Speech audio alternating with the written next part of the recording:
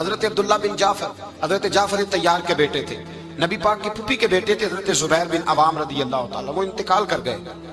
ان کا جب وصال ہوا تو 10 لاکھ دینار کا قرضہ تھا ان پر، اور جو زمین انہوں نے چھوڑی وہ زمین بنجر تھی۔ لو سن لے، جن پر قرضہ چڑھا ہوا ہے وہ نسخہ بھی سن لے، جن پہ قرضے ہیں نا، جو تنگ دست ہیں، جو روز رکے بھیجتے ہیں دعاؤں کے کہ بڑی پریشانی ہے، وہ وظیفہ سنیں، وہ وظیفہ سنیں۔ ہمارے زمانے میں وظیفے لینے کا رواج نہیں، تویز لینے کا رواج ہے۔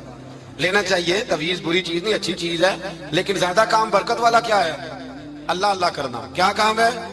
سجدہ کرنا برکت والا کام ہے۔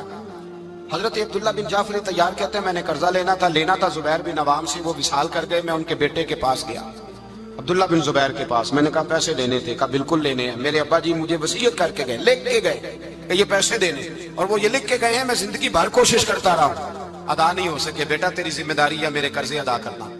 عبداللہ بن زبیر رضی اللہ تعالیٰ عنہ کہنے لگے میں انشاءاللہ آپ کی رقم دے دوں گا۔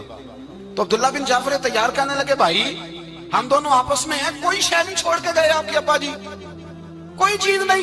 توجہ ہے میری بات پر؟ یہ صحابہ کا ذرا انداز دیکھیے گا بندگی کا، کوئی چیز نہیں چھوڑی۔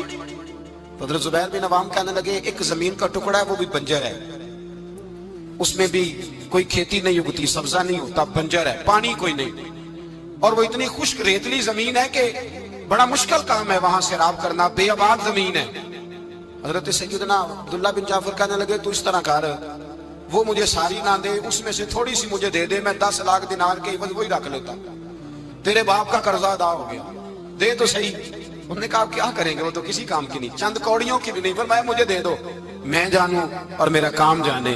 او بھائی یہ تھے بندگی والے لوگ، یہ تھے جن کا رب سے رشتہ ہے، جنہوں نے حضور کے صلی اللہ علیہ وسلم کے پاس بیٹھ کر بندگی سیکھی تھی۔ کہتے زمین کا ٹکڑا لے لیا، بنجر بے آباد ریتلی زمین، جب میرے حصے میں آئی پہلے دن اپنے غلام سے کہنے لگے جو جگہ تجھے زیادہ سخت لگتی ہے نا وہاں میرا مصلی بچھا دے، جو تجھے زیادہ بنجر بے آباد لگتی ہے وہاں مصلی بچھا۔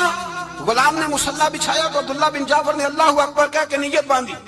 یہ حضرت جعفر تیار کے بیٹے حضرت علی کے بھتیجے، انہوں نے نیت باندھی، نماز کی، سر سجدے میں رکھا، رونے لگے، کہنے لگے اللہ میں بھی تیرا بندہ اور جس سے لینے تھے وہ بھی تیرا بندہ، خدا بندہ ہمارے درمیان مہربانی فرما، کرم نوازی کر، رحمت کا فیصلہ فرما۔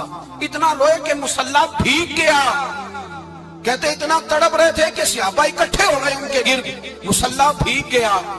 جب بھیگا ہوا مصلی نماز مکمل کر کے اٹھایا نا، کہتے مصلی اٹھایا تو نیچے سے اللہ نے پانی کا چشمہ جاری فرما دیا، اللہ نے پانی کا چشمہ جاری کر دیا۔ فرمایا بناؤ حوض، کرو کھیتیاں سیراب۔ فرماتے ہیں جہاں ایک درخت نہیں اگتا تھا اللہ نے پورا باغ اگا دیا، جہاں ایک پھل نہیں ہوتا تھا وہاں عالی شان پھل لگ گئے، قرضے بھی ادا ہوئے۔ حضرت زبیر بن عوام کے بچوں کے پاس مال دولت بھی بچ گیا۔ لوگ جب کہتے ہیں یہ ساری کس چیز کی برکت ہے، اور فرماتے ہیں یہ ساری سجدوں کی برکت ہے، یہ رب کی بندگی کی برکت ہے، یہ اس کی بارگاہ میں نماز پڑھنے کی۔ مسلمان توجہ نہیں کرتا، توجہ نہیں۔ جاگ رہے ہیں آپ حضرات؟ یہاں کوئی